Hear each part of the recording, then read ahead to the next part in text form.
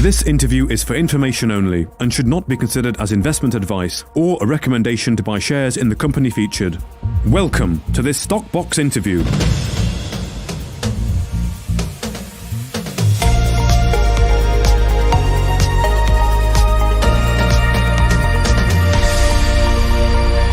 Welcome back to the Research Talks on Stockbox here with Alan Green. Alan, how are you doing this Friday? Mark, I'm fine, thanks. Yeah, it's a lovely sunny day here, and also the long-term forecast is pretty good too. So hoping to get out and do some. Well, I'm actually going to the Master Investor Show tomorrow to catch up with a few people I haven't seen for a while, and but I will be taking my mask because obviously the COVID virus is still around, even though I'm jabbed up, and I think we're due to get a fourth jab in spring, aren't we? That's on the agenda for the UK government. But yeah. Okay, yeah, it is still around. I can vouch for that. I've had it all week since last Friday, and I've been having a week of COVID. But apart from feeling very tired now and not being able to taste or smell very much, generally getting through it. So I've had my dose of it. Yeah. But I think in a way, if everyone does get it at that level, then it just the antibodies sort of toughen you up even further and make you even more resilient. And that's how these bugs work, isn't it? You know, they become less lethal and just more virulent, and everyone gets it, and the bug survives, and we learn to coexist. learn to coexist. Yeah. Well, so an interesting week on the market. Of course, the Fed announced, didn't they, on Wednesday? I think it was the raising interest rates for the first time since 2018. Yep. 25 basis points. A lot of people saying, "Okay, that's the green light. Let's go. Let's pump everything." And, yes. Yeah. It might be an opportunity for another bit of a rally in the markets. Certainly, yesterday and today looked a little bit nicer. And you're going to be talking to us today about Pembridge Resources, who are quite interesting, and also Altona, who had a significant announcement, didn't they, only yesterday? Yes, indeed. We'll come to Altona sort of in a minute, but certainly it's been a very slow burn, Altona, and I'm a shareholder there. I think you are too, and but I think the opportunity for a rare earth project outside of China right now is absolutely huge, but I'll come to that. We'll talk about Pembridge first, and then we'll look at the potential for Altona and obviously what yesterday's announcement means. But firstly, with Pembridge Resources. EPIC code is PERE. It has a standard listing on the London Stock Exchange. Currently got a market cap of 5.2 million. Shares are traded as high as 11.9, just on 12p, as low as 4p, and we're currently at 5.5p as we look at it today. So the company, it's a mining investment company, and it's acquired the Minto mine from Capstone Mining. Now, the Minto mine is in Yukon in Canada, and it acquired it from Capstone Mining Corporation in June 2019. Now, of course, Yukon is it's that huge territory in northwest Canada next to Alaska. It has Canada's highest peak, Mount Logan. Is renowned for its mineral wealth, and of course the history in the region includes the Klondike Gold Rush, but the population is very sparse, as you can imagine, with this sort of territory. It's just 40,000 people, although obviously that fluctuates quite dramatically according to the time of year and the amount of people working there. And as I indicated, mining there is the leading industry for the territory, represents some 13% of GDP for Yukon. So Yukon is, with its fame for mining, there have been a number of big transactions recently, including companies Gold Corp, White Gold Corp, Agnico Eagle, Phoenix Global Investment, and Victoria Gold Corporation. So there's a lot of activity in the sector, a lot of exploration work. But the Minto mine it goes all the way back to 1993 when a company, two companies came together and incorporated and recognized the potential in the ground there. It's sited approximately 240 kilometers from the Yukon capital, which is Whitehorse, although it's probably more a village with the sort of population numbers we're looking at. And Minto first, the construction on the site actually started in 2006, and the mine basically commenced construction in 2007 and was continuously producing copper, gold, and silver through to 2018, where the mine was put into a care and maintenance. Now, over the period, some $350 million have been invested into the project. So, in order to progress the mine further, some work was undertaken by the team on the ground in 2019 and 2020. Minto itself, or Minto Minto Exploration, was actually listed on the TSX in Q4 of last year, so a few months ago, raised 31 million Canadian dollars in the flotation, and of course operations were restarted prior to that in about a year prior to that in 2019. There's huge potential property wide across the territory. The current mineral resource estimate reads 15 million tons measured and indicated at 1.4% copper, 0.5% gold, and just under 5% silver. The arrangement with Pembridge is that as a mining investment company, it acquired 11.2% for its investment, and is set to receive back for its investment an initial 4.1 million Canadian dollars for the historic funding that it provided to the mine and to Minto Exploration Limited prior to the IPO. So the company has just announced announced a few weeks ago that it had received $500,000 back as its first payment, the first scheduled payment that was due by the end of Q1, and it will receive the remaining 500,000 by the month's end. So that's on schedule, and the company has mapped out cash flow or what it expects in terms of cash flow from existing resources at current production rates and also current prices for copper. It expects to receive over the life of the mine some $26 million back from its investment. So it's certainly proven to be a very advantageous investment for the company.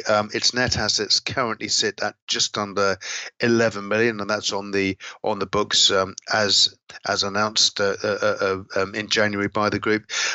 In a Q4 operations update, the company announced that the mine had produced some 26 million pounds of copper, up from 17.8 million pounds previously, just under 12,000 ounces of gold, up from 7,600 previously, and 135,000 ounces of silver, up from 67,000 previously. So that represents a 46% increase in copper production, 54% increase in gold production, and a 10% increase in silver production. The Pembridge and Minto believe that the mine during 2022, certainly the first half of the year, will ramp up from 3,000 tons of ore produced per day to 3.25 or 3,250 tons per day. And in the second half of the year, it will ramp up further still to its maximum of potential of 4,200 tons per day, which is a big jump. In regard to the the way Pembridge will evolve as a company going forward. It has a number of options. I've already outlined the net cash flow it can expect to receive as an investor.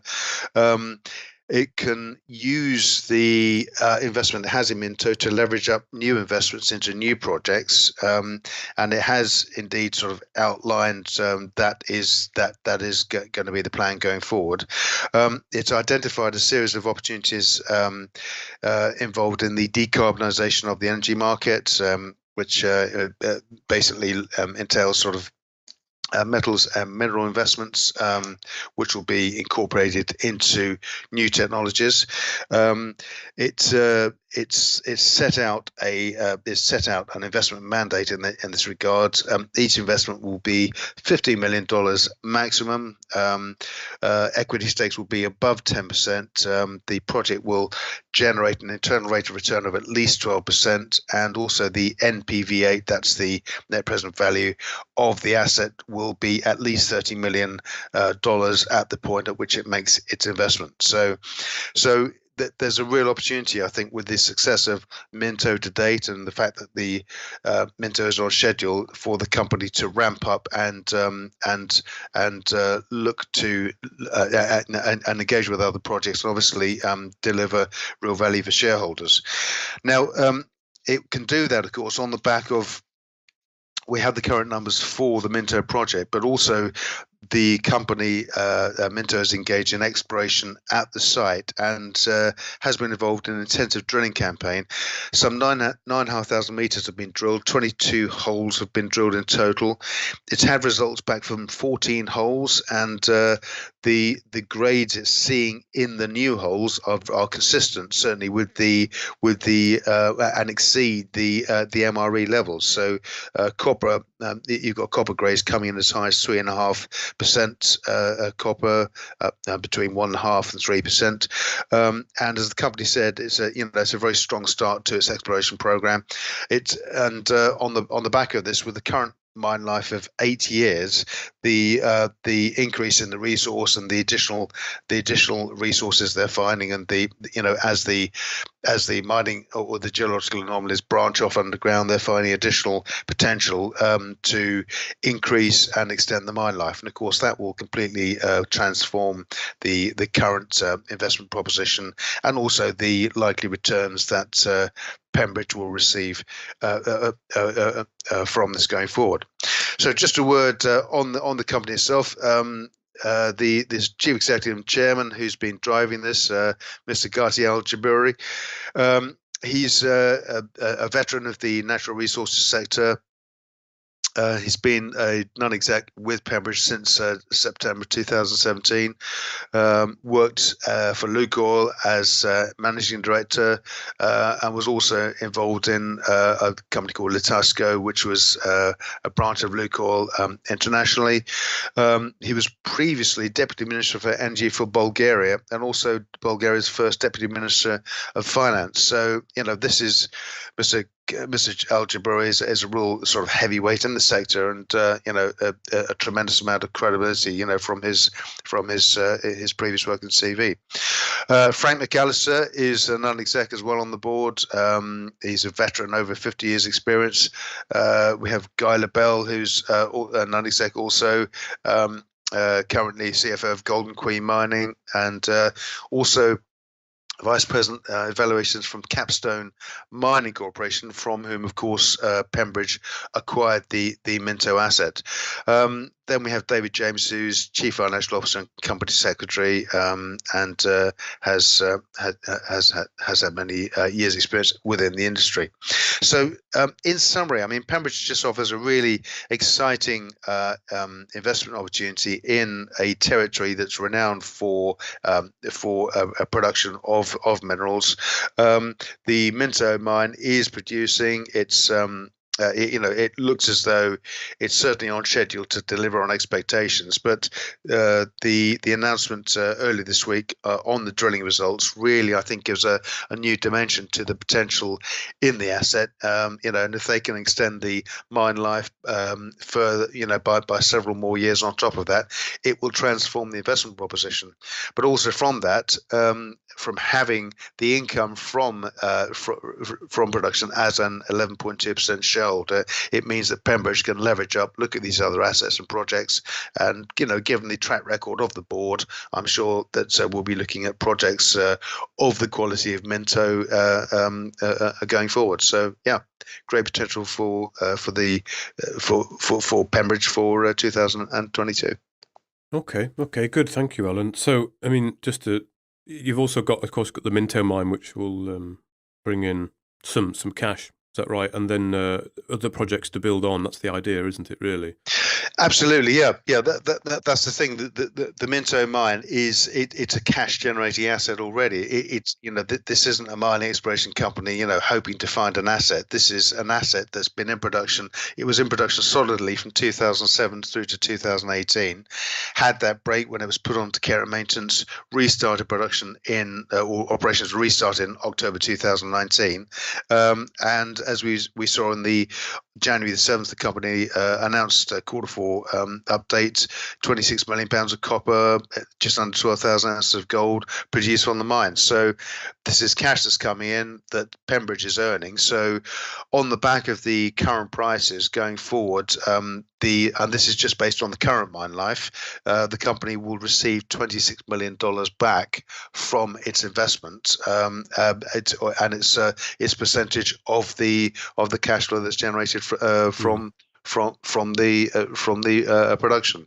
But of course, that reckons without the latest news, which of course is the drilling that's been undertaken, to increase the MRE and also the mine life, and certainly the results from 14 holes already indicates that there's a much larger resource to be tapped into. So who knows what impact it can have on the mine life and increase in production. But the thing is, the infrastructure is already there, so the costs are in effect fixed and in place. So what you're looking at is an existing infrastructure that can process the ore, get the metals into the marketplace. All of a sudden, it's got another maybe 10, 20, 30, 40% to produce from, and that obviously consequentially will increase the mine life and also hugely increase the cash flow projections from the company going forward. I think it's set to generate some $260 million on the current mine life estimate, but obviously that will hugely increase if the results that are coming from the drilling are borne out with the other holes and the other exploration work that the company has yet to do. Okay, good. So yeah, perhaps under the radar a little bit, but we hear about these ones, don't we? And then they don't seem that interesting, and then suddenly they can almost transform, turn around quite quickly. So thank you for bringing us that investment case there for Pembridge. So on to the rare earths of the world, and of course magnets will be used in electric vehicles. We've got Altona rare earths that is still transitioning over to the main market, but it's happening slowly. It's happening slowly, but as we said, Mark, I'm invested into this company, and I think it's got huge potential. But yeah, the range of applications for rare earths are nebulous. I mean, there's obviously the green, the clean technology, the military, the military applications, the applications for technology and IT. There's a raft of applications for rare earths, and of course, as you rightly pointed out, in magnets too. They're a key element of magnets. So Altona rare earths, of course, as you rightly pointed out, Mark, still listed on Aquis, and shares have literally traded flat. They haven't really moved. We are expecting the company to transition to the main market. That process has been completed, but I have worked with companies that had transitioned from aqueous onto the main markets previously, and it always takes longer than you think. So it doesn't surprise me that we're still here now, getting towards the end of Q1 2022, and that it hasn't been completed. It makes no difference. Let's be clear on this. It makes no difference to the potential in the company. It's well known that the rare earths, the demand for rare earths massively exceeds supply at the moment, and part of the reason for that is that China, of course, is a major producer and is really sitting on its own assets and not making this freely available to the rest of the world. So there has been a real sense of urgency to locate and bring to market other rare earth assets as quickly as possible. One notable example was featured in the Financial Times a few weeks ago, and this is the Yangibana rare earths project in the Gascoyne region in Western Australia. This is operated by Hastings Technology Metals, and it's a huge asset.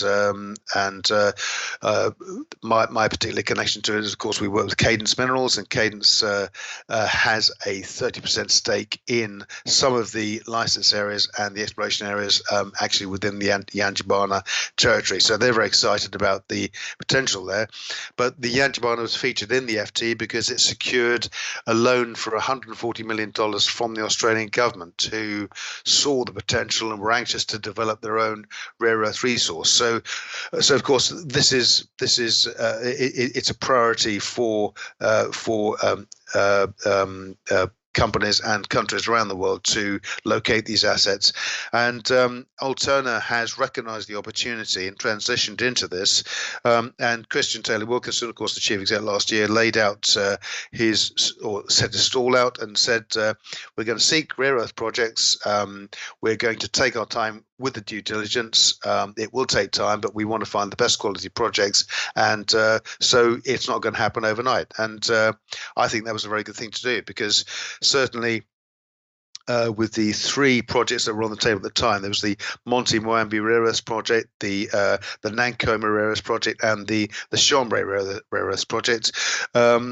As the process continued, the Nancoma project, the company called a halt to that in July last year, and of course it was announced in March a few weeks ago that the company had decided to terminate the Chambray rare earths project, and that was on the basis of some difficulties on the ground in Malawi. And this is one of the challenges faced by mining companies. They're working with teams on the ground, and sometimes things aren't what they seem to be, and that certainly was the case with Chambray. Nonetheless, the Monty Moambi project, and this was the one I think at the outset that seemed to have the most potential. The reason being that the Monty Moambi project is based in the Tete province in northwestern Mozambique.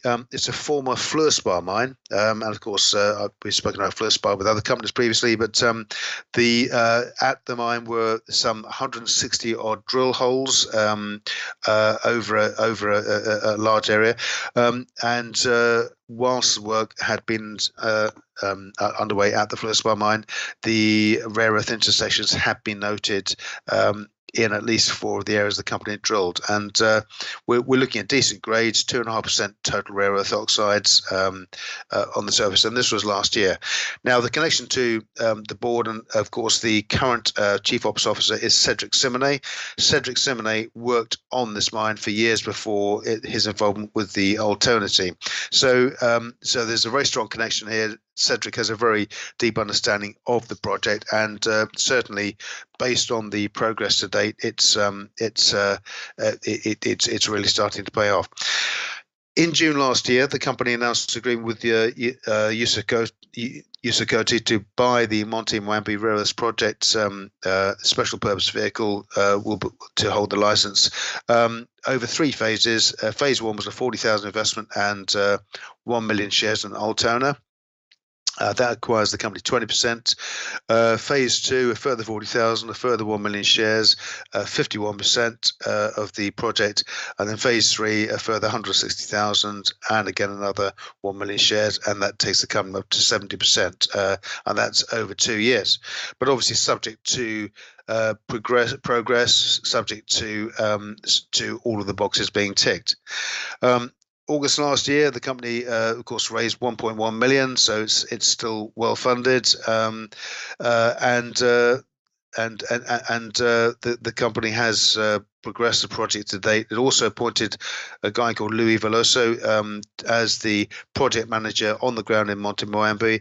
Louis is also on the board of the Mozambique Geology and Mine Association, that of course has culminated yesterday in the announcement from the company that the phase 1 drilling results have come through, and these are very strong indeed. And I think the work that's been done, all the groundwork by Cedric and the team, has really paid off here. So 5 diamond drill holes were drilled, 38 reverse circulation holes, and the phase 1 rare earth results show above average total rare earth oxides in 4 of the 6 targets drilled.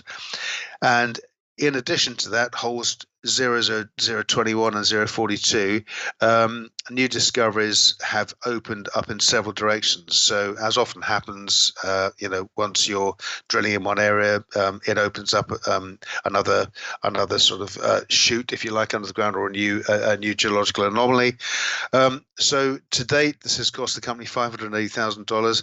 They're now moving on to phase 2, and in the process in the phase 2 process will be soil sampling, geochem sampling, further drilling work, team on the ground, of course, there. And from this we'll deliver a maiden resource estimate for total rare earths, along with a preliminary economic assessment. That is to say, what the estimates would be to set the mine up, set the processing center up, and get the stuff out of the ground. So in other words, the cost of production versus the cost of the total rare earth oxides on the market. So companies really starting to come of age. We have, I mentioned, of course, the share price is still just around 11p.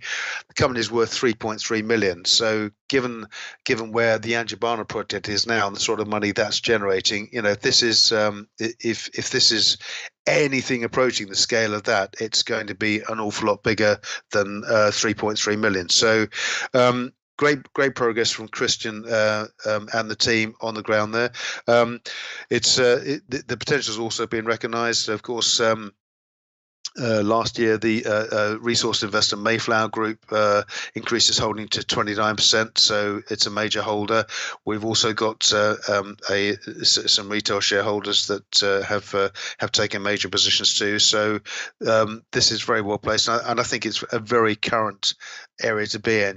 Given the demand for rare earths, the shortage of rare earths outside of China, it's essential that we get these assets and projects developed as quickly as possible. So I think, although I know Christian and the team are looking at several other projects, I'm sure that given the results from Moambe announced yesterday, they're going to be prioritising getting the mineral resource estimate completed and the PEA along with it, so we can progress on to the next stage. Okay, excellent. Well, thank you, Alan. Of course, that announcement was very good, wasn't it? I think yesterday I interviewed Christian Taylor Wilkinson, who unfortunately as well was having COVID like me. So it made for quite an interesting interview, two sick men. But yes, nice to see that progressing well, and of course moving to the second stage. And yes, of course, the prospectus will inevitably have to be adapted, with, of course, the recent change. Was it Chambray, I think, that they decided to not proceed with. That's right. Yeah. But that is what it is. But it is still it's getting there. And as Christian said, rather than a list of things that they are querying, it's now just one or two. So it does get nearer and nearer and nearer, which is very nice because. I'm also a shareholder in Altona for probably nearly a year now, But I like the company. There's not many rare earths opportunities on the London markets to take advantage of, and it's really going to be the decade, I think, of battery metals, energy metals, and rare earths are going to be a huge part of that. So, I look forward to the day that that they do move over to the main market, and hopefully some value can be recognised there. Well, I think they're pressing on with Montemurby, and of course the drilling operations will be restarted in April too. So it'll be full steam ahead. I don't think it'll be too much to expect that perhaps toward the end of Q2 we'll have some further results and maybe move towards, or maybe have some indication of when that mineral resource estimate will be provided, because that'll be the line in the sand. That's when it really comes of age. And of course, during that time, we hope that the transition to the London main market will be completed, and then I think an awful lot of people will be sitting up and taking notice. Excellent. Okay. Well, thank you very much, Alan. I do indeed hope the nice blue sky and warm weather continues. Have a pleasant weekend, and I'll speak to you in a week's time. And you too, Mark, and I hope you recover very quickly. Indeed. Thank you. If you enjoyed this interview, then give us a thumbs up, a like or a retweet. Subscribe to us on YouTube or follow us on Twitter, and hit that notification bell to be the first to know when we release new content. There's loads of great content on our website too, across all our programmes at stopboxmedia.com. Thank you for watching.